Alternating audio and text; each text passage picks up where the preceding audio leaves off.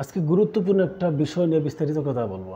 আমরা যারা social media use করি আমরা দেখছি যে একটা বিষয় যে বর্তমানে খুব তোলপাড় তৈরি হয়েছে একটা বিষয় নিয়ে। এতদিন আমরা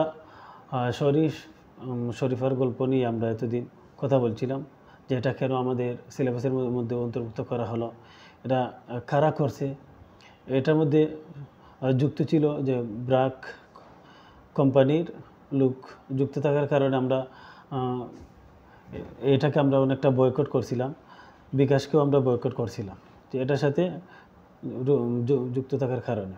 তো বর্তমানে রূপান্তর নামে যে একটা নাটক তৈরি হয়েছে, যে এই রূপান্তরটা কি আমরা যে থাম্বনেইলটা দেখছি, থাম্বনেইলটা দেখার পরে এখানের মধ্যে আমরা থাম্বনেইল দেখে একটা অনুমান করতে পারতেছি যে এটা ওই যে ট্রান্সজেন্ডার যেটা সে এইটাকেই সে বিস্তারিত তুলে ধরার চেষ্টা করছে। সে তো একটা থাম্বনেইল দেখি অনুমান করা যায় সে আসলে এটা কি হবে। তো এটার মধ্যে দেখতেছি আমরা এই যে স্পন্সর হিসাবে এটার মধ্যে আমরা ওয়ালটন কোম্পানিকে দেখতেছি। আমি একটু বিস্তারিত কথা বলি। দেখেন এই যে রূপান্তর যেটা যে তৈরি হয়েছে, একটা বিষয়, একটা মিথ্যা একটা জিনিস, একটা ভুল একটা জিনিস যদি কেউ 2 বার 3 বার 10 বার যদি শোনার পরে সে আসলে এটাকে তখন তার কাছে ভুল মনে হবে না। তে শুনতে শুনতে যখন অভ্যস্ত হয়ে যাবে তখন মনে করবে যে এটা আসলেই হয়তো এটা সত্য, এই কারণে এটা বারবার শুনতেছি। তো বর্তমানে যে একটা ট্রান্সজেন্ডার নামে একটা যে বিকৃত একটা অবস্থান তৈরি হয়েছে, তো এটা দেখেন একটা পরে একটা তৈরি হইতেছে। এতদিন আমরা শুনছিলাম যেটা, বর্তমানে এটা স্টপ, অনেকটা মানে আলোচনা সমালোচনা বন্ধ হলেও এখন নতুন করে আরেকটা তৈরি হয়েছে রূপান্তর নামে।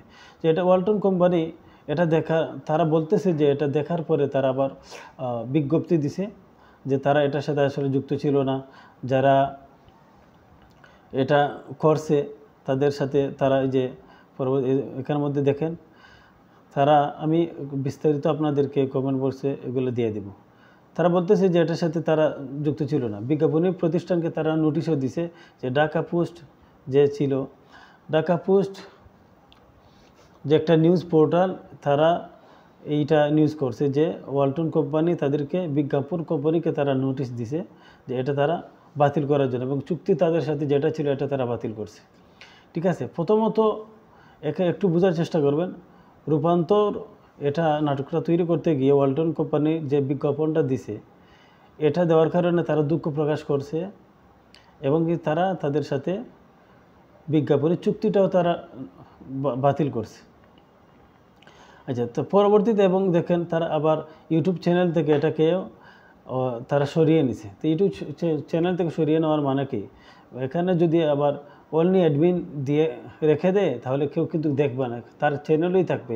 সে যদি 1 মাস 2 মাস পরে যদি আবার ওপেন করে দেয় সবাই দেখতে পারবে। এখান থেকে ইউটিউব চ্যানেলে আসলে তো হয়েছে অনলি অ্যাডমিন দিয়ে রাখছে, এটা হয়তো ডিলিট দিবে না, কারণ একটা করতে গিয়ে অনেক টাকা কিন্তু খরচ হয় তাদের। তো এত সহজে এটা কিন্তু ডিলে দিবে না। তারা চাইবে যে কিছুক্ষণের মতো, মানে কয়েকদিনের মতন হয়তো এটা হয়ে যাক, মানে আলোচনা যদি বন্ধ হয়ে যায় নতুন করে আবার শুরু করবে। তো এটা সময় টিভি নিউজ করছিল যে তারা ইউটিউব চ্যানেল থেকে এটা সরিয়ে নিছে রূপান্তর যেটা। তো কিন্তু এখানে বিষয়টা হচ্ছে, দেখেন তারা যে এটাকে সাপোর্ট করে না এটা আমরা বুঝবো কীভাবে। সারাবান তাহুরা নামে একটা, বর্তমানে একটা মেয়ের নাম, ওই লোকটা একজন ট্রান্সজেন্ডার, সে পুরুষ থেকে মেয়ে হয়েছে, পুরুষ থেকে সে মেয়ে হয়েছে। তো তাকে আবার ওয়ালটন কোম্পানি জবও দিছে।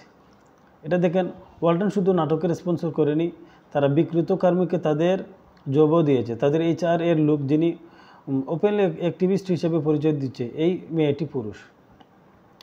এই পিকচারটা আমি আপনাকে আমি দিয়ে দিব। এখানে দেখেন সারাবান তহুর আছে trans women, feminist trans women rights activist. সে দেখেন তার এখানের মধ্যে আবার ওয়ালটন হাইটেক ইন্ডাস্ট্রিজ PLC। তো এখানে দেখেন সে ওয়ালটনকেও, তার যে প্রোফাইল যেটা আছে প্রোফাইলের মধ্যে দেখেন ওয়ালটনকেও সে এটা, তো এখানে তার লিখেই রাখছে যে সে ওয়ালটন কোম্পানির একজন কর্মকর্তা। তো তারা যদি ওয়ালটন কোম্পানি যদি তারা বিকৃত মস্তিষ্কের যদি অধিকারী না হয়, তাহলে তো তারা এই বিকৃত লোককে তো তারা চাকরি দেওয়ার কথা না।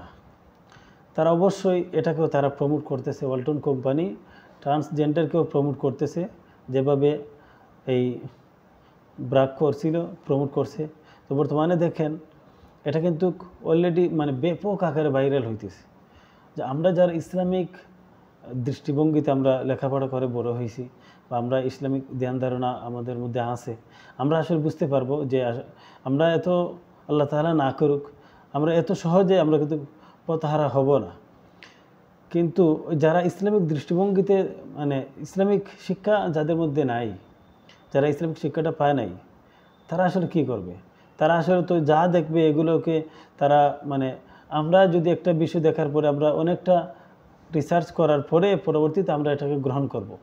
কিন্তু তারা যারা ইসলামিক জ্ঞান নেই, তারা তো এটা দেখার পরেই তারা আসলে মনে করবে যে এটা আসলে হয়তো এরকমই, এটা আসলে করলে সমস্যা কী।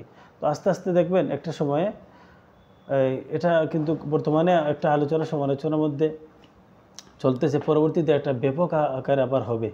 তো আমাদের কাজ হচ্ছে যে আমরা যারা প্রতিবাদ করি এগুলা নিয়ে, তারা আসলে কাজ করবে, তাদের কাজই হলো তারা ভাইরাল হওয়া, তাদের কাজই হলো তারা কিভাবে টাকা ইনকাম করবে, কিভাবে তাদের নিজেকে সেলিব্রিটি করবে, তাদের উদ্দেশ্য এটা। কিন্তু এই তাদের এগুলোকে আমরা দেখে মুখ বন্ধ করে থাকলে হবে না, আমাদের প্রতিবাদের অবস্থাও জোরালো করতে হবে। যেভাবে আমরা প্রতিবাদ করতেছি আরও শক্তভাবে প্রতিবাদ করতে হবে। এমনও হতে পারে দেখবেন আপনার আমার এলাকার মধ্যে নেই, একটা সময় আমরা যদি প্রতিবাদ না করি, দেখবেন একটা সময় আপনি বিশ্বাস করতে পারবেন না যে আপনার আত্মীয়ের মধ্যে কেউ এমন হতে পারে যে সে ট্রান্সজেন্ডার হয়ে মানে বসে আছে, আমরা জানি না। তো এই ভিডিওটা ভালোভাবে একটু দেখবেন। আমি যেগুলো আছে তাই যে লোকটা মানে ট্রান্সজেন্ডার হওয়ার পরেও যা তারা চাকরি দিছে, আমি এই পিকচারটাও আমি আপনাদেরকে দিয়ে দিব, তাহলে আপনারা ভালো করে বুঝতে পারবেন।